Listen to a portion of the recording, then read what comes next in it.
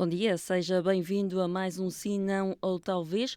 Hoje com Francisco Brito e Patrícia Machado vamos começar este programa com um tema que tem dado muito o que falar. O Hospital de Évora negou socorro a um homem que se sentiu mal a poucos metros deste hospital. Francisco, começamos por si. Boa tarde. O que é que se passou aqui e qual a sua opinião sobre este tema? Muito boa tarde a todos, boa tarde à Patrícia Machado, boa tarde à Ana Machado e boa tarde aos nossos ouvintes.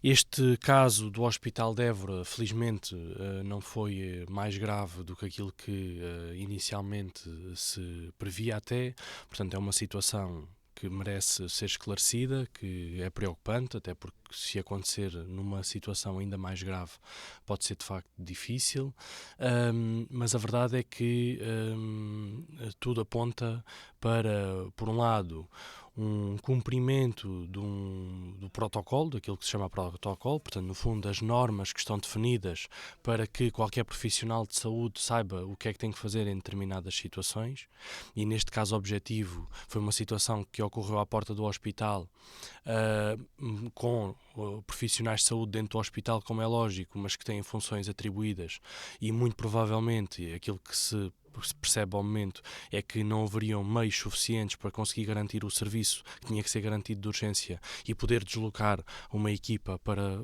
prestar este socorro imediato. E por outro lado, existe aqui todas as normas que dizem que fora do ambiente hospitalar têm que ser chamados os meios de socorro próprios, e foi aquilo que aconteceu. Para todos nós, creio que isto nos parece de certa forma também inexplicável, não é? Portanto, como é que à porta de um hospital uma pessoa não é socorrida? E eu acho que é a primeira reação que qualquer um de nós intuitivamente tem. Mas a verdade é que também temos que perceber mais além o que é que estava em causa. Por um lado, aquilo que poderá ter sido descrito aos profissionais de saúde em relação ao estado da pessoa poderia apontar logo o início, de facto, de uma situação da AVC, como parece que se veio a identificar, mas que de certa forma estava controlado. Portanto, não era uma situação de maior gravidade no sentido da pessoa estar entre a vida e a morte. Por outro lado, esta necessidade de socorro poderá, numa primeira fase, ter sido avaliada como algo que poderia ser sujeito a esta mínima espera neste caso, pela VMER. Eu acho que isto, acima de tudo, leva-nos a pensar, por um lado, se o protocolo está correto, não é? Portanto, onde é que estão aqui os limites de atuação do hospital numa situação fora do ambiente hospitalar? E isto é complexo do ponto de vista da organização, porque naturalmente vivemos num país organizado, não vivemos num país desorganizado, e sendo um país organizado, mesmo com as dificuldades que temos no SNS, existem definição de procedimentos e, por outro lado, existe aqui também uma definição daquilo que é fora do procedimento. Portanto, no fundo, numa situação que vai para além daquilo que é admissível dentro do procedimento, também, de certa forma, acaba por estar definido até onde é que se pode ir, ou pelo menos quem é que pode decidir sobre. Eu não sei até que ponto é que o diretor do serviço de urgência foi consultado nesta situação, portanto eu creio que não é público informação nesse sentido, portanto qual é que foi o procedimento interno dentro do hospital, quem é que foi informado desta situação naquele momento. Eu sei é que este assunto, para além de caricato, ainda tem aqui um outro contorno ainda mais caricato, ou pelo menos dois contornos mais caricatos. É que, por um lado, antes da VMER chegou a comunicação social. Portanto, a comunicação social fez uma reportagem com aparente tranquilidade a recolher imagens na zona, até conseguiu reportar e recolher imagens do momento em que a própria VMER chegou, e isto realmente pelo menos na minha opinião, é caricato. Por outro lado, tem a ver com aquilo que já referi no programa da semana passada, no meu sinal talvez, com a reação depois da Câmara Municipal, neste caso o Sr. Presidente da Câmara, que também me parece que, enfim, que seria no cumprimento das suas funções, mas só me parece caricato acontecer agora, nesta situação, e não acontecer noutras em que também deveria acontecer. Portanto, eu diria que esta situação, para conseguir ser verdadeiramente discutida, é necessário nós conseguirmos ter aqui mais alguma informação para percebermos se houve, de facto, facto uma falha da parte do hospital, ou se efetivo houve um cumprimento restrito e exemplar do protocolo e que não havia efetivamente nada a fazer. Mas eu creio que isto importa esclarecer, porque a nossa população também precisa de perceber até que ponto é que um hospital pode atuar. Aqui só lá está, para esclarecer, a comunicação social estava lá a fazer uma outra peça quando aquilo aconteceu. Portanto, eles apanharam tudo também assim de surpresa. Também para aqui os nossos ouvintes ficarem Muito bem, a agradeço a saber informação também. o que é que se passou. Patrícia, qual a sua opinião sobre este caso? E visto que temos o hospital, temos os bombeiros ali perto, o porquê destes 20 minutos dos bombeiros até lá? O que é que se pode ter passado? O que é que se pode passar aqui? Boa tarde a todos, aos nossos ouvintes, à Ana, ao Francisco. Eu acho que este caso põe em evidência e expõe, infelizmente, portanto com muita nitidez, aquilo que tem vindo a ser denunciado por muitos, que tem a ver com o aceleramento, com prega fundo no acelerador do desmantelamento do SNS. Quando nós em tempos falámos aqui no programa, eu referia à questão da exigência, por exemplo, para a situação das mulheres grávidas terem que obrigatoriamente ligar para a linha Saúde 24, porque senão não eram atendidas, aqui está. Portanto, naquele programa falava das mulheres grávidas, com tudo o que isso implicava naquela situação, mas isto reflete-se, e na altura também o referi, em toda digamos assim, a linha de urgências. E eu acho que este é o ponto principal. Naturalmente que se tem que esclarecer, aprofundar, ver, mas a questão central está naquilo que foram as medidas já deste governo, portanto, vem de trás um conjunto de medidas e de ações que visavam, da forma, no meu entender, completamente errada, dar resposta a um problema real que o SNS tem, que o Serviço Nacional de Saúde tem, que é principalmente a falta de profissionais e fixação de falta de profissionais. Podemos falar em médicos, mas podemos falar de outros profissionais, e que este governo, nomeadamente com acionar este tipo de protocolos e este tipo de procedimentos, vem criar este tipo de situações. Quando se fala de que isto põe em causa o acesso à urgência e o direito básico do ser humano ter direito aos cuidados de saúde urgentes, é disto que se trata. Nós temos hospitais neste país em que há um telefone na sala na recepção, para que as pessoas deslocam-se lá e não são atendidas sem antes ligarem. Portanto, expõe a este ridículo, não é? Se não fosse grave, seria ridículo. De facto, é o termo que aqui me apraz utilizar, mas ele essencialmente grave. E, portanto, este é o problema, que é, nós temos um problema sério de falta de profissionais no SNS. Estão a ser completamente drenados para o negócio da doença, aliciados, não é? Porque não se criam as condições para. Nós temos este problema da falta de medidas para que os internatos, os médicos que estão internados, se fixem no Serviço Nacional de Saúde. Aliás, há uma proposta do PCP em que o internato seja o primeiro escalão da carreira. Isso tem sido rejeitado. Portanto, que conte também a questão do aumento geral da valorização das carreiras, do aumento real dos salários, dos tais 50% de majoração do salário base, naqueles que optem, porque a dedicação exclusiva, no meu ponto de vista, é opcional, portanto, mas deve ser incentivada a dedicação exclusiva e dando-lhe meios. E, portanto, o caso este caso, como outros certamente que infelizmente poderíamos relatar, tem uma origem. Sem prejuízo de esclarecer o que houver a esclarecer. Porque, de facto, depois há aqui também os limites, naturalmente, entre aquilo que é o cumprimento daquilo que está em vigor e que obrigam os hospitais, as administrações, os profissionais a fazer, e, naturalmente, o equilíbrio com o bom senso. Não é? Porque eu acho que seria um erro responsabilizar os profissionais que estão lá dentro a procurar o melhor de si, dar resposta aos problemas reais que estão confrontados e que muitas vezes com falta de meios. O mesmo se pode dizer relativamente aos bombeiros. Porque a questão da proximidade, da distância, pode valer pouco, que é um elemento importante, se depois não tiverem os meios, ou se eles tiverem que ser acionados e deslocados de outros locais, ou se tiverem a prestar socorro num outro local. Dá-se o caso em que aquilo é à porta do hospital, o que torna muito mais evidente a situação. E eu acho que o que deve preocupar é, de facto, a tradução e as consequências que estas medidas estão a ter na vida concreta das pessoas. Porque o foco hoje e o sentido desta medida que o governo do PSD-CDS aplicou e que está a obrigar a cumprir. Aplicou-a com um objetivo concreto. A que sujeita, portanto, numa lógica, naturalmente, de concentração do foco nos serviços e na falta de capacidade que efetivamente hoje os serviços têm por tudo aquilo que acabei de dizer, não têm os médicos necessários, não têm os técnicos necessários, não têm, portanto, em vez de ser o foco na prestação de cuidados do ser humano. E isto desvirtua tudo. E, portanto, acho que o que deve, de facto, preocupar, mobilizar, contestar, sem prejuízo do apuramento, mas é a medida em si. Porque isto cada vez torna mais evidente colocar em causa um direito, que é o direito à saúde, e depois acontece tipo de situações destas. Esta que aqui vivemos, aquela que eu estava a relatar do telefone na recepção de um hospital, pronto, em que os próprios profissionais dizem, olha, tem que ir ali e ligar para a saúde para depois entrar aqui, se o encaminharem para aqui.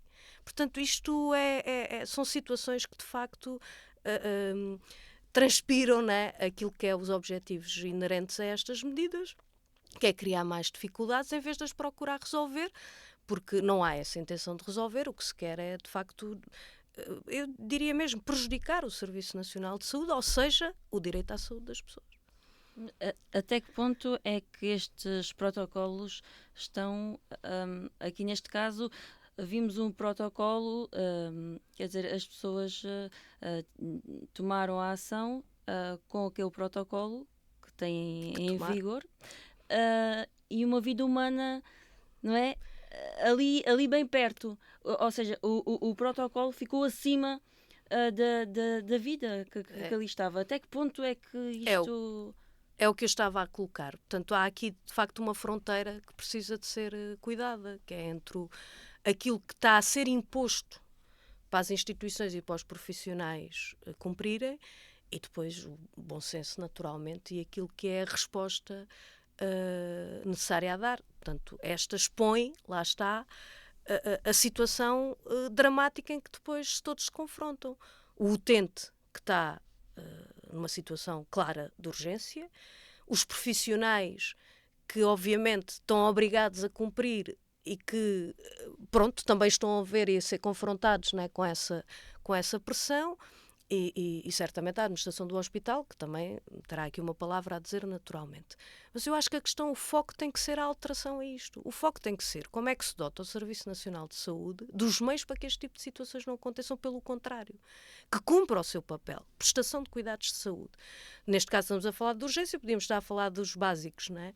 E, portanto, eu acho que tudo o que desfoque desta discussão é estarmos a contribuir para a demagogia, para a propaganda daquilo que, em nome de agilizar e facilitar os serviços, pelo contrário. Estas situações só expõem o contrário.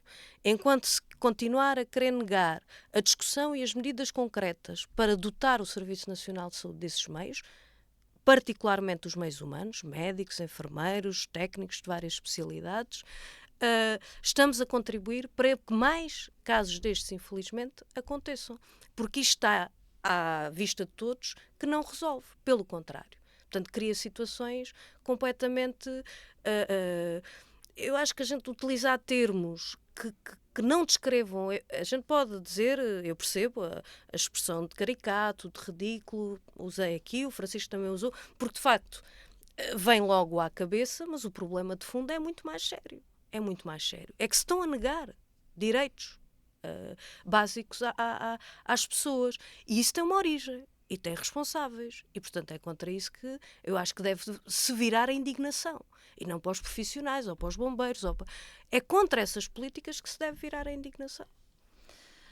Francisco, este protocolo também coloca aqui os profissionais de saúde, como se costuma dizer, entre a espada e a parede, não é? Porque tem um protocolo para seguir, mas lá fora tem uma pessoa em risco, digamos assim, porque não se sabe o que é que a pessoa tem, mas está em risco, não é? E tem que se fazer ali alguma coisa. Ahm, o que é que também concorda com a opinião da Patrícia? É preciso perceber que objetivamente existe uma vida fora do hospital a necessitar de cuidados, mas nenhum profissional de saúde pode deixar as vidas que estão dentro do hospital, que estão no serviço em risco para socorrer uma outra pessoa. Portanto, é aí que entra o protocolo. Não sabemos efetivamente se foi esta situação que se passou. Eu não acredito que naquele momento tivessem profissionais de saúde dentro do hospital sem nenhuma tarefa atribuída e sem nenhuma função e que pudessem ir socorrer e que não o fizeram. Portanto, duvido muito que isso tenha acontecido. Acredito que efetivamente se não foram é porque não poderiam deixar em risco o serviço que tinham. E eu acho que é aí também que tem que entrar esta explicação. É importante que isto seja dito às pessoas. Portanto, o que é que se passou efetivamente? E nós precisamos de saber isso. Agora, não consigo concordar com a Patrícia quando tenta acusar o nosso governo atual de desmantelar o SNS, quando o desmantelamento do SNS começou precisamente na geringonça. Portanto, o SNS fez um caminho de recuperação, portanto, depois da falência que o PS instituiu ao país, conseguiu a pouco e pouco levantar-se. Temos casos de hospitais que resultaram muito bem, portanto, que tinham um bom serviço, e aquilo que aconteceu a partir do momento em que o PS fez aquela espécie de golpe de Estado e que colocou o Bloco de Esquerda e o PCP no lugar de decisão consigo, foi precisamente um desmantelamento ideológico daquilo que estava já a acontecer no SNS. Portanto, se nós olharmos para o caso do Hospital de Cascais, do Hospital de Braga e de outros que poderemos também observar, percebemos que os hospitais funcionavam, tinham um bom serviço, as pessoas eram servidas dentro da realidade do país, portanto, eram bons exemplos, e porque o Bloco de Esquerda e o Partido Comunista não concordam com as PPPs, portanto, as parcerias público-privadas, foi necessário o governo, na altura do Partido Socialista, desmantelar este método organizacional. O que é que isto levou? Estes hospitais passaram a ter problemas com recursos humanos, passaram a ter a saída destas pessoas para os hospitais privados porque o modelo de gestão interna deixou de funcionar, passaram a ter greves e os cidadãos passaram a ter um pior serviço. Portanto, foi isto que o Partido Comunista e o Bloco de Esquerda conseguiram instituir no SNS. Portanto, quando falamos em desmantelamento, falamos disto. Portanto, aquilo que acontece neste momento é que depois desse desmantelamento e da inação do Partido Socialista com uma maioria absoluta, é preciso voltar a reerguer tudo. E é isso que está a acontecer. Por isso é que o atual governo já negociou os aumentos salariais, portanto, as posições remuneratórias e as carreiras dos profissionais de saúde, e é por isso que esse trabalho, ainda hoje, até uma notícia aqui da DNFM aponta para que o Ministério da Saúde volte a apostar nas PPPs. E importa aqui dizer também que essa aposta nas PPPs só nos interessa como país, se efetivamente for para que, enquanto cidadãos, tenhamos um melhor serviço e, enquanto Estado, tenhamos menor nível de custos. Portanto, é isso que interessa. Portanto, se a gestão é absolutamente pública ou uma gestão partilhada com o setor privado, no fundo, aquilo que nos interessa, enquanto organização, é conseguir poupar algum dinheiro, porque o SNS efetivamente custa bastante e nem sempre a gestão pública é a mais eficiente. Por outro lado, enquanto cidadão, a mim, e eu acredito que à Patrícia e à Ana e a todos os que nos ouvem, o que nos interessa é recorrer ao SNS, seja ele com gestão pública ou gestão privada ou gestão partilhada, termos os nossos serviços e, acima de tudo, termos o nosso acesso garantido. É isso que está na Constituição. Portanto, não é admissível é que uma pessoa tenha uma situação de urgência, chega à urgência e tem que pagar como se estivesse num hospital privado. Não é disso que estamos a falar. Estamos a falar do acesso universal. É isso que está inscrito na nossa Constituição. Portanto, aqui não pode haver barreiras ideológicas. Interessa é pôr o SNS a funcionar melhor do que aquilo que funciona. Eu compreendo que o Partido Comunista tem amarras a esta questão. Portanto, não concorda com a gestão privada porque não a consegue controlar. Portanto, no fundo, tem que sentir, portanto, a forma de gerir do Partido Socialista é uma gestão muito centralista, portanto, tem que ter tudo na sua mão para conseguir dominar tudo. E nós temos percebido pelos diferentes exemplos, quer ao nível do Estado Central, com esta influência que o Partido Comunista teve no tempo da geringonça, quer ao nível local, onde o Partido Comunista tem poder, ao nível das autarquias, que esta gestão centralista não resulta. Não resulta. Aliás, nós vemos em Évora que o Partido Comunista tentou implementar uma gestão centralista e tem-na na organização da Câmara e nas funções que neste momento a Câmara ainda tem enquanto competências, mas depois, no que toca depois à resolução de alguns problemas da cidade, tentou, ou foi forçado, ou enfim, ou percebeu que não conseguia com a sua gestão centralista resolver internamente. Então apostou em contratações externas. Neste momento temos uma Câmara Municipal de Évora campeã em ajustes diretos e consultas prévias para situações que deviam ser do domínio da gestão pública, nomeadamente o corte das ervas. Quer dizer que a Câmara de Évora tem um procedimento de contratação pública de 700 mil euros para cortar ervas durante 2 anos. Quer dizer, isto, enfim, numa Câmara comunista. Portanto, acredito que aqui a Patrícia depois tenha algumas dificuldades em justificar como é que o Partido Comunista tem bandeiras de que o SNS tem que ser público, a escola e o ensino tem que ser público, tem que ser tudo público, mas depois, onde têm poder, afinal a gestão pública não resulta, ou enfim, com o Partido Socialista não resulta, porque eu acredito que no que toca à gestão municipal há muitos serviços que podem e devem estar a ser tratados internamente pela estrutura pública municipal e não externamente, não colocando aqui objetivamente nenhuma barreira a isso, mas acredito que há questões básicas do cotidiano que uma Câmara Municipal deve resolver. Entretanto, sobre este caso, o Ministério da Saúde pediu à Inspeção-Geral das Atividades em Saúde a abertura do inquérito sobre o caso. A Ordem dos Médicos questionou o Hospital de Évora sobre a recusa de socorro. O autarca também já pediu explicações. E a Unidade Local de Saúde do Alentejo, que gera o hospital, ainda não fez um comentário. Não devia de haver já também por parte do hospital uma explicação? Na minha opinião, a Unidade Local de Saúde objetivamente terá o seu inquérito interno, terá que apurar responsabilidades e não se deve precipitar também naquela que é a informação pública, mas por um lado, deve haver, numa situação destas, sempre, nem que seja um comunicado, portanto, ou uma conferência de imprensa ou um comunicado, para conseguir esclarecer a população com os dados que são fáceis de apurar no momento. Portanto, havia meios, não havia meios, foi cumprido protocolo, não foi cumprido protocolo, há indícios ou não há indícios e o que é que se vai fazer? Nomeadamente nestas situações é a abertura do inquérito. Eu acho que isso é o mínimo. E estas estruturas não podem ser opacas, portanto têm que conseguir chegar aos cidadãos e no mínimo conseguir dar um esclarecimento inicial e obviamente também mais à frente um maior esclarecimento quando forem apurados todos os factos. Patrícia, aqui a falta de resposta do hospital também pode gerar aqui outras coisas, né? Que se fale mais e mais deste caso e que se invente e que se especule.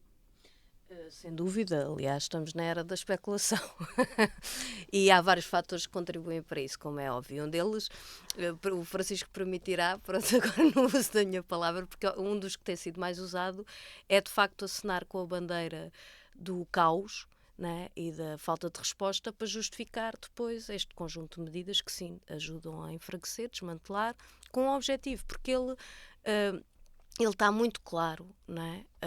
Qual é o objetivo e de facto é de um aceleramento muito intenso de enfraquecer o Serviço Nacional de Saúde e de criar maiores dificuldades no Serviço Nacional de Saúde para depois justificar tudo aquilo que ouvimos agora o Francisco dizer, que o que interessa é a saúde das pessoas, como é óbvio, isso é fácil de dizer, e portanto não interessa que eu o preste, o que interessa é prestar.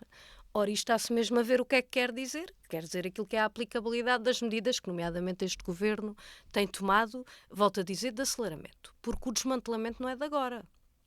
Ele vem de muito de trás, muitos anos, não é? Desmantelamento, de enfraquecimento, de criar maiores dificuldades, de não reconhecer, não valorizar os seus profissionais. Tudo isto leva de criar maiores dificuldades à investigação nos hospitais públicos, das questões muitas das vezes de darem a possibilidade dos hospitais de determinados internatos, da questão da entrada de médicos das especialidades, tudo isto conflui para a tal criação de dificuldades que depois elas existem de facto e transforma-se esta ideia à escala de massas de que isto é um caos, que a administração pública não presta, não serve para nada e, portanto, o melhor é entregar isto a quem sabe gerir. Pronto, portanto, passando um atestado de incompetência à gestão pública. Ora, o que se passa não é isso, porque não é possível gerir, por exemplo, determinado tipo de tratamentos, não é? Em que aos privados se paga centenas ou milhares e ao mesmo tempo se dão aos hospitais para o mesmo tratamento 1/3 daquilo que se paga aos privados. Portanto, assim não é fácil gerir de facto.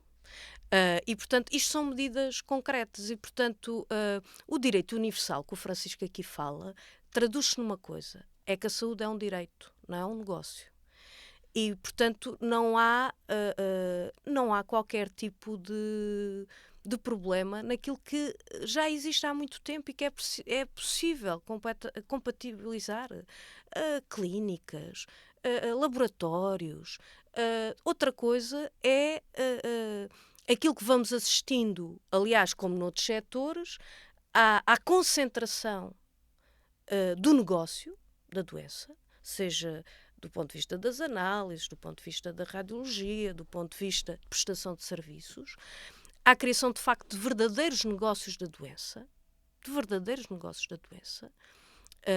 Quantos casos acontecem quando, por exemplo, relativamente a situações cancerígenas, em que, obviamente, há o aliciamento para irem ao Champalimau, mas quando se trata de problemas sérios em que precisa, por exemplo, da quimioterapia, eles recomendam ir ao público, porque naturalmente só num exame para ver se é preciso fazer quimioterapia, em alguns casos cobram 3.000 euros. Os plafons dos seguros vão à vida. Portanto, de quem os tem. E vão bater à porta de quem? Do público, como é óbvio. Agora, o público tem que estar dotado de dar as respostas a todos, por igual, no território, das condições socioeconómicas, seja qual for a diferenciação entre as pessoas. O privado pode ser um complemento naquelas áreas em que naturalmente já existiam, tanto as clínicas, dos laboratórios, de análises. Portanto, não há aqui nada contra esse tipo de sistema misto. Sistema misto do ponto de vista económico, não do ponto de vista de saúde.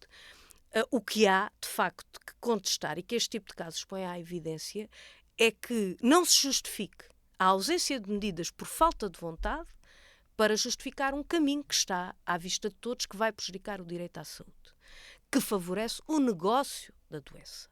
E isso não é universal, nem é garantir o direito constitucional, pelo contrário. E, portanto, o que se tem que dotar é, de facto, as condições para que os hospitais, os centros de saúde, os profissionais se fixem. A negociação salarial que o Francisco aqui estava a falar. 10% até 2030 ou 2035. Ou seja, ao fim desse tempo é que os médicos recebem mais de 10%. É isto que vai fixar médicos. Não é por acaso não houve um acordo com todos os sindicatos médicos. É isto que vai fixar médicos, mas estamos a brincar quando eles recebem 2, 3, 4 vezes mais no privado. Por onde é que vai o nosso dinheiro? De todos, dos contribuintes. Não é? Tem que ser para o investimento público, inclusive é na saúde, para criar melhores condições, para que nós, quando vamos a um hospital, tenhamos direito àquilo que temos direito. E, portanto, os nossos impostos, aquilo que é metade do orçamento para a saúde, vai direto para o negócio da doença. Isto é que cria melhores condições e o direito universal. Não é. E, portanto, não adianta aqui vir com esta tal percepção e demagogia propagandística, não é? Que isto está tudo mal, portanto, quem tem que resolver é o privado. E, portanto, para justificar o caminho que este governo e os anteriores governos têm optado, nem adianta depois vir aqui com esta. Claro, o Francisco tem que procurar tudo para depois vir pescar outras coisas que é completamente. Aí é que eu acho que é caricato, naturalmente. Tudo aquilo que se possa recorrer a partir dos meios para dar melhor resposta, não há nenhum problema ideológico do ponto de vista de conciliação entre os meios da autarquia e os meios criem condições para melhorar a resposta quando eles precisam de ser dados resposta, como é óbvio, sem pôr em causa aquilo que é garantia e continuar a dotar, só que isso demora muito mais tempo, não é? Sabemos que houve aqui um período muito grande de impossibilidade de contratação de profissionais, que os que estavam... Não vale. Para a Câmara deve mas quem mas determina... para o SNS não vale. Sim, mas quem determina os salários da administração pública e local não são as câmaras municipais. Claro, Acho que até tu porque a sabes Câmara de disso. Évora está completamente Acho à que tu vontade. sabes disso. Não deves saber São qual os é a governos. E componente como os orçamental governos aumentam o que aumentam, os salários dos trabalhadores das autarquias são uma desgraça. E os dos funcionários públicos em geral, mas os setores operacionais são uma desgraça. Isto cria, aliás, como noutros setores, um corpo muito envelhecido de profissionais na administração pública e cria pouca atratividade para a administração pública. Porque um canalizador, um eletricista, um engenheiro, um arquiteto, se puder ir receber mais num outro serviço privado, naturalmente não vai concorrer ao concurso público. Nós temos hoje nas autarquias problemas seríssimos do ponto de vista de falta de profissionais, tanto do ponto de vista das suas competências, que deem a resposta àquilo que é necessário. Mas também cada concurso demora o seu tempo a ter tradução prática nas condições. E as populações não podem ficar prejudicadas relativamente a isso. Mas estamos a falar aqui de níveis diferentes de resposta. Isso é um complemento, não é uma substituição. E no SNS o que a gente está a assistir é um aceleramento da substituição do privado, do negócio da doença, por aquilo que deve ser o direito à saúde. E nós assistimos isso em vários países por esse mundo fora, das consequências que isso tem. E do número de pessoas que de facto ficam à porta do hospital a padecer de cuidados de saúde que não lhes são prestados, ou porque o plafond do seguro esgotou no meio da operação, ou porque nem sequer tem direito a entrar, que tem que ir a outro lado porque ali não lhe presta o serviço. É esse o caminho que este governo está a querer seguir e que não está ilibado de responsabilidades do Partido Socialista. Não só pelo que fez ao longo dos anos, que contribuiu para este Estado e que agora está a ser acelerado, como permitiu este Orçamento de Estado ser aprovado. Portanto, também foi com a sua complacência que hoje estamos a pagar o preço e pôr em causa o direito. Muito bem, passamos então para o segundo tema. Hoje o segundo tema é trazido pelo Francisco. Francisco, o que é que nos traz hoje? Uma situação que, enfim, é triste. Eu próprio tive a oportunidade de presenciar há alguns dias atrás na Assembleia da República, portanto, o nosso Parlamento Português, onde temos 230 deputados, portanto, eu diria que é uma escolha, portanto, uma definição dos 230 que nos podem representar enquanto povo, portanto, enquanto população, portanto, somos cerca de 10 milhões e temos 230 pessoas para nos representar, onde se tomam a maior parte das decisões para a nossa vida, para a nossa sociedade. Portanto, isto para destacar a importância que para mim tem o Parlamento Português e que a escolha dos deputados também tem, independentemente da escolha política que cada um de nós faz, naturalmente. Aquilo que neste momento acontece na Assembleia da República é triste. Existe uma bancada que inicialmente tinha 50 deputados, neste momento vai com 49, em decrescente, portanto não sabemos bem se continuará, aliás, quando o programa for para o ar, se ainda serão os mesmos 49 ou não, mas a verdade é que neste momento existem 49 pessoas, portanto do Partido Chega, que têm uma postura durante os plenários da Assembleia da República absolutamente vergonhosa. Quando alguém toma a palavra na Assembleia da República, assume-se que os restantes estão em silêncio. Portanto, existe respeito. Estamos num espaço solene, estamos num espaço inclusive em que a entrada é altamente condicionada, em que até os visitantes têm que ser vigiados pela própria Polícia de Segurança Pública. Portanto, existe aqui uma série de normas a cumprir e de respeito pela própria instituição democrática, que é aquela que está acima da nossa hierarquia democrática. Acima, no sentido de estar no topo. E aquilo que acontece é que, enquanto existem outras intervenções de outros partidos, portanto de outros deputados de outras forças políticas, é muito comum os deputados do Partido Chega se dirigirem a esse deputado ou às restantes bancadas com ofensas, com gritos, com aquilo que não é captado pelos microfones, e daí eu referir que estive lá e presenciei e percebi a diferença brutal que é entre aquilo que se ouve nas bancadas e aquilo que é captado pelos microfones. Portanto, nos microfones parece que há uma pessoa a falar e existe mais ou menos um silêncio na sala. E isso não é verdade. A postura dos deputados do Partido Chega na Assembleia da República neste momento é pior do que a postura de muitas pessoas em cafés quando existem algum tipo de altercações. Portanto, é absolutamente indigno estar um deputado ou uma deputada a tomar a palavra e haver ofensas como aquelas que vieram ao público ou outras, portanto, aquelas que eu ouvi quando lá estive, nomeadamente quando falava um deputado do Partido Comunista, em que havia deputados do Partido Chega a chamarem-lhe burro, que é uma coisa que eu acho que é completamente inaceitável, porque nós podemos não concordar com aquilo que é defendido por outros partidos, mas acima de tudo temos que respeitar as pessoas. E os deputados do Partido Chega vulgarmente partem para a ofensa. Partem para a ofensa, partem para a gritaria, enfim. É um cenário completamente indigno.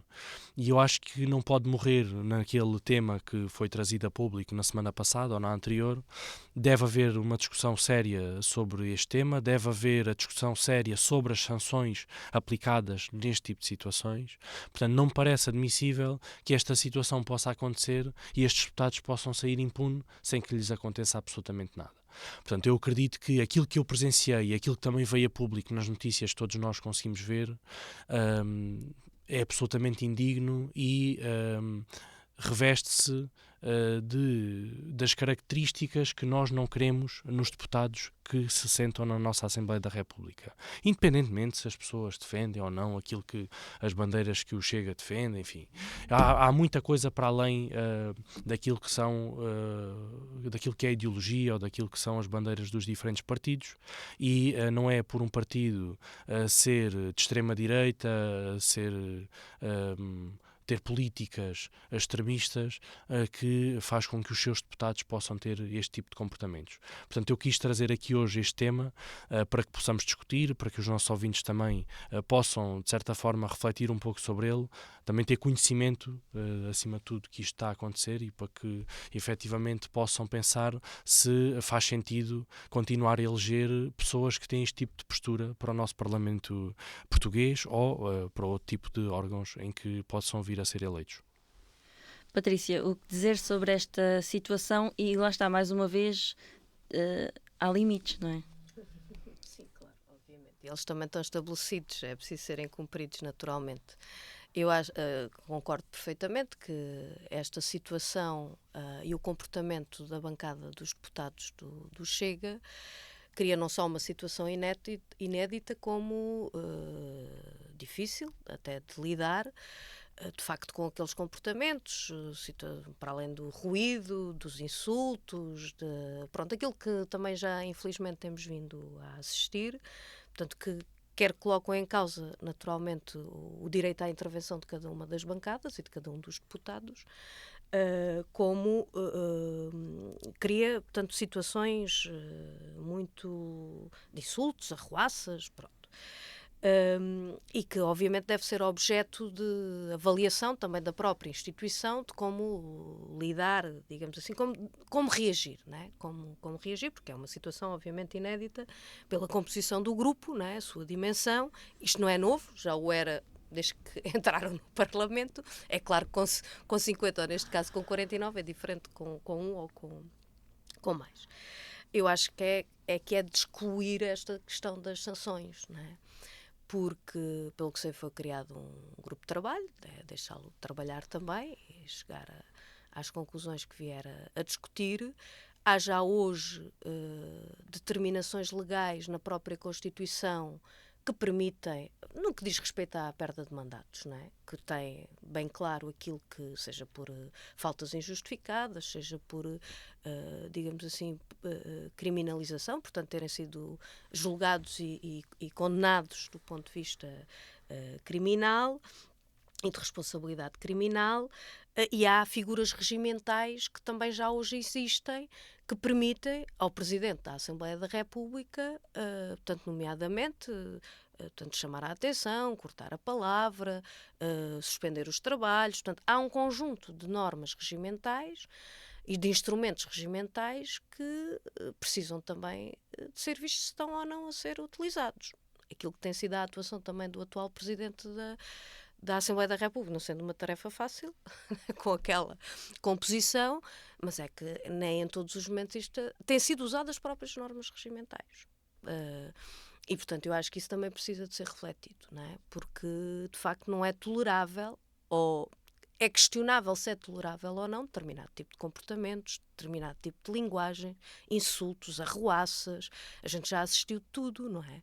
A gente também sabe qual é a origem e a intenção deste partido, não é? Por via do populismo, naturalmente, dizia o Francisco, e bem, parece um café, ou quando há zaragatas num café do ponto de vista de discussão, ou num jogo de futebol mais aceso entre mas eles, o objetivo é esse, não é? Porque isto é fácil chegar à tribuna e dizer que isto está tudo mal. É o que as pessoas sentem, não é? É fácil dizer.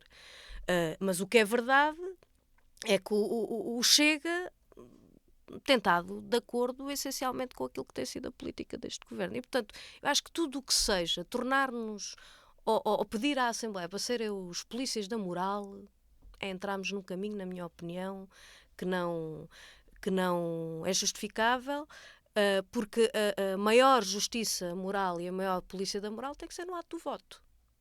E, de facto, a responsabilidade coletiva, mas também individual, no dia das eleições, qualquer que sejam elas, também neste caso para eleger deputados, este escrutínio é o melhor e o maior escrutínio que pode ser feito.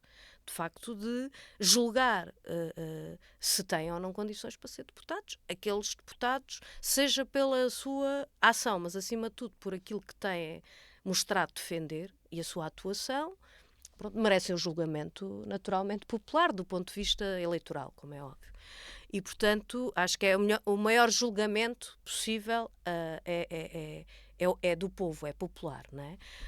E volto a dizer, porque já há hoje normas regimentais que permitem, eu acho é que não estão a ser, na minha opinião, completamente aplicadas e precisa também ser refletido essa atuação, neste caso da mesa da Assembleia, e particulares responsabilidades do Presidente da Assembleia, que não permita determinado tipo de coisas e que tem na sua mão os instrumentos legais para poder fazer, porque de facto também concordo que obviamente não é uma coisa inédita, não se estava habituado na Casa da Democracia, porque isto da democracia não é que cada um faz o que quer.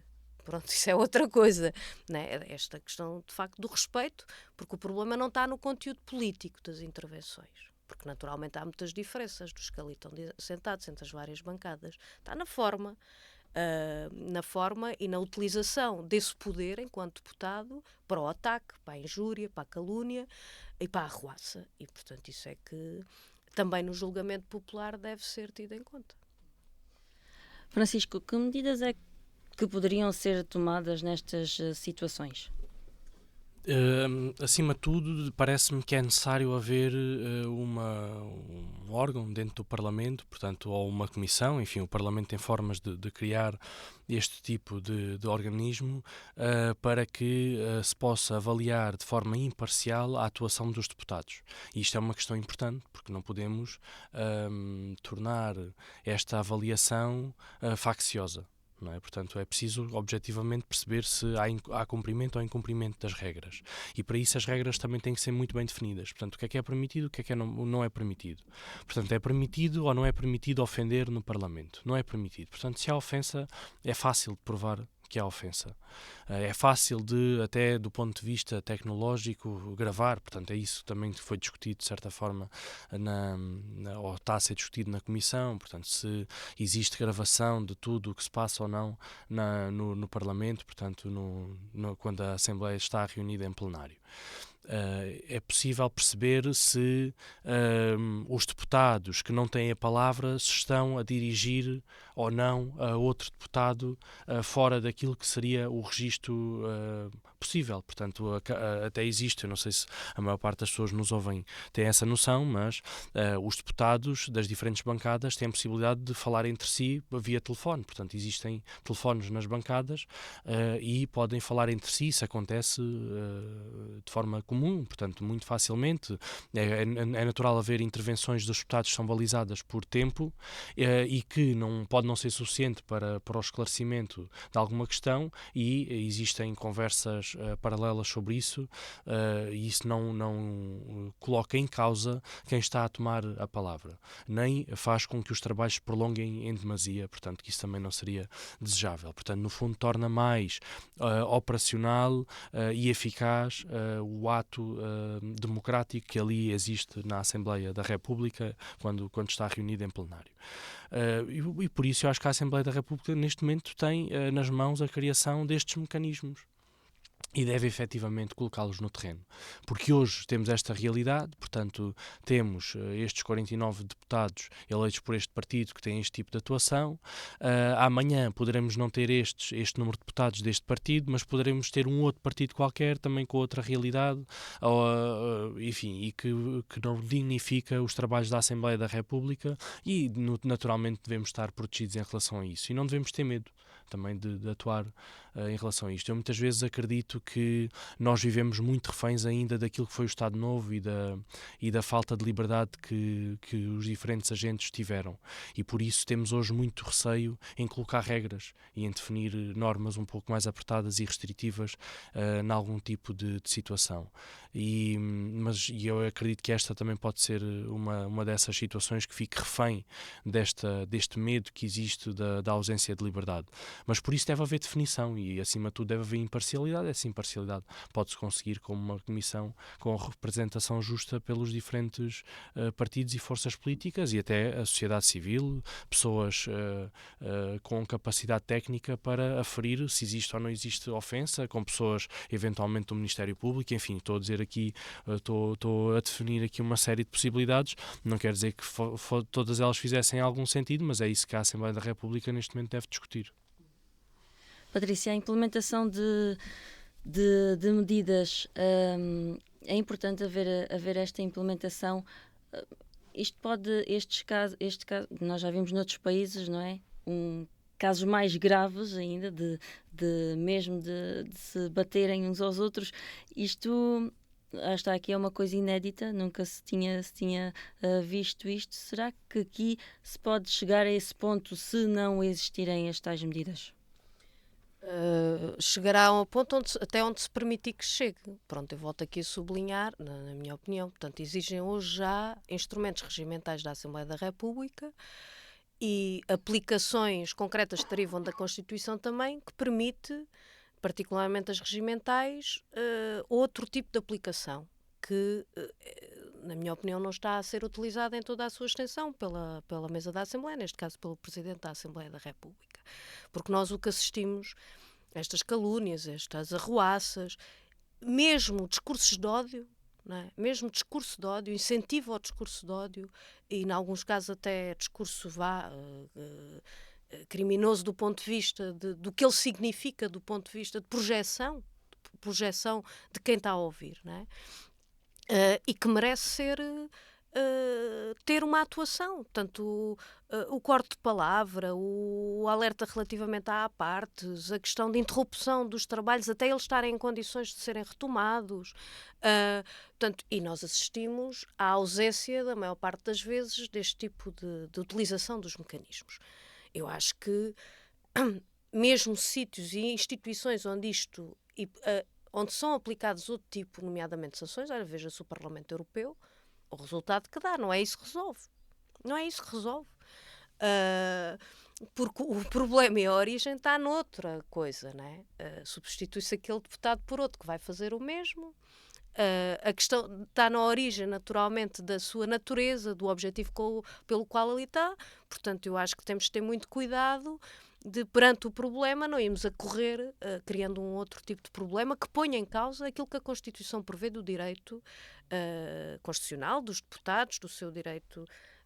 Outra coisa é permitir que vale tudo, isso é que não é? E, portanto, acho que se tem é que aplicar aquilo que hoje a lei e o regimento da Assembleia da República já prevê e que não está a ser aplicado na sua verdadeira ascensão da palavra e da possibilidade de utilização. E não devemos permitir que este tipo de situações, vamos lá ver, nós também sabemos que o Chega tem aproveitado tudo isto, aliás, aproveitou também o debate da moção de censura para desviar as atenções daquilo que também era o foco já em cima de si, né? E daquilo que é um partido que se autoproclama e usa muito esta figura de fora do sistema, claro que estava a ser exposto de que ele é do pior que o sistema tem, né? E, portanto, é um partido profundamente comprometido com aquilo que é o pior que o sistema tem, não é? Portanto, é todos os processos, o tema não é esse, mas sabemos que eles usam muito este tipo de esquemas, e de propaganda política e de tom para desviar aquilo que são as suas verdadeiras opções políticas, não é? E de desviar a atenção de que barriga da mãe é que vem, de que objetivos é que servem, qual é a sua natureza, naturalmente, e a sua natureza, obviamente, é não beliscar os grandes interesses e poder, a partir de um discurso que toque as pessoas, a partir da instrumentalização dos problemas reais que as pessoas sentem, cavalgar do ponto de vista da sua expressão. E a melhor forma também de combate a isto, com este termino, que acho que sublinho muito, é de facto a sanção política deste tipo de opções no dia das eleições, em cada eleição, porque o facto dos sucessivos governos, ora PS, ora PSD, com ou sem CDS, não responderem e contrariarem o caminho alternativo que é necessário para a elevação das condições de vida das populações, para melhores condições de vida dos trabalhadores, de quem vive do seu trabalho, dos micro, pequenos e médios empresários, dos agricultores, ou seja, o aprofundamento das desigualdades, das injustiças, das dificuldades concretas da vida do dia-a-dia de cada um, é que alimenta e cria maior espaço e pasto para naturalmente ser queimado por estes instrumentos, que obviamente o grande capital utiliza o cavalo de corrida que melhor lhe serve. E, portanto, quando vê que aqueles habituais podem estar em causa em termos de apoio das pessoas, puxa por estes, não é? E a gente vê aí o que está a acontecer, ainda agora na Alemanha, não é? O ascenso de forças de extrema-direita.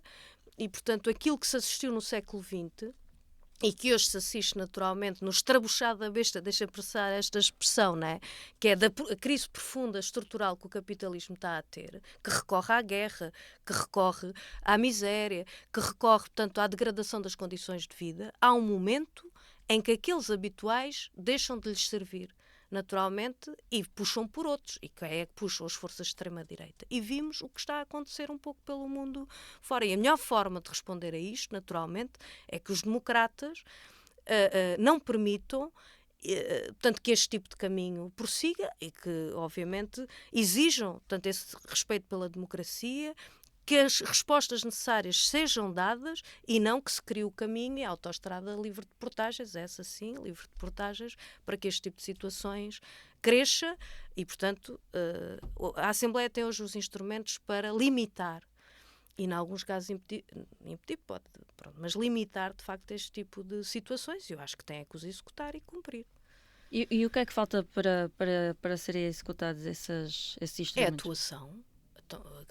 Há mecanismos regimentais, como disse, o Presidente da Assembleia da República, para cada parte calunioso, injurioso que existe, para uma intervenção política que esteja a instigar o ódio, que esteja a ofender outro, há partes que estejam a prejudicar a intervenção de outros. O Presidente da Assembleia da República pode pedir para se calar, para não prosseguir aquela intervenção naqueles termos, ou interromper os trabalhos.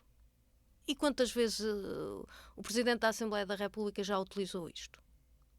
Pronto, acho que isso também se tem que, naturalmente, eu acho que se tem que refletir, de facto, os termos em que hoje a Assembleia da República está a trabalhar, a lidar com esta situação, que é uma situação, eu imagino, seja qual for o deputado, todos aqueles que não sejam do Chega, que estão a falar, levam com insultos, levam com apartes, levam com ruído, para quem está a fazer a sua intervenção política. Isto é, de facto, difícil, não é? De gerir, e, portanto, isso não deve ser admissível. Portanto, eles não podem fazer tudo o que querem, não é? E, portanto, têm que ser interrompidos, chamados à atenção, e, se for caso disso, parar os trabalhos e só retomar quando houver condições para isso. Portanto, desde panos nas janelas, então fazem tudo. Não podem, não é? Portanto, e há instrumentos, não precisamos de inventar nada, eles estão lá. Que precisa de ser aprofundada a reflexão. Foi criado um grupo de trabalho, ver o que é que ainda se pode, a partir do que existe, lidar e conseguir lidar com esta situação. Acho que se deve discutir, naturalmente. Agora, partir para sanções. Nós somos polícias da moral. A Assembleia da República não deve ser polícia da moral, não é? Isso, a maior a polícia da moral é quando for à altura do voto, se é isto que a gente quer na Casa da Democracia. Muito bem, seguimos então com o sim, não ou talvez. Francisco. Eu trago um sim à proposta que a senhora Ministra da Cultura apresentou ontem em Redondo. Portanto, pretende que as bibliotecas municipais sejam espaços de cultura, portanto, unidades territoriais de cultura, em que existe espaço não só para a literatura, mas também para a criação artística. Eu creio que isto é positivo para o território, particularmente quando a medida do governo anterior, do Partido Socialista, era que nos sítios onde não existia biblioteca, existisse uma carrinha que fizesse um percurso itinerante. Portanto, esta Ministra da Cultura já veio dizer que não concorda, que estes concelhos têm direito de facto a ter uma biblioteca, merecem ter uma biblioteca e não apenas uma carrinha, e merecem que esta biblioteca seja este espaço de cultura. Portanto, o meu sim para esta medida. Patrícia, sim, não ou talvez? Também trago um sim, na altura em que estamos a chegar no final de fevereiro, a entrar no mês de março, no mês também não só o mês do Dia Internacional da Mulher, mas também o mês da Juventude, a todo este trabalho que não é novo, que a Câmara tem feito, um grande envolvimento também das associações juvenis, e com elas construir o mês da Juventude. Portanto, foi agora recentemente também a escolha do cartaz, né, a partir dessa ação participativa e desse modelo participativo, e um sim, de facto, a este envolvimento, participação da juventude no Conselho de Évora, que com a Câmara, portanto, depois constroem um mês da juventude, portanto, que valorizava este trabalho de todos os envolvidos e daqueles que o vão construir, naturalmente também não deixando de relevar aquilo que no quadro do mês da juventude, a participação também na expressão de luta, né? Quer do Dia do Estudante, 24 de março, quer o 28 da Juventude Trabalhadora, que são momentos também importantes do mês da juventude. Muito obrigada. Terminamos assim com 2 sims. Chegamos ao final do programa. Tenha um resto de boa tarde.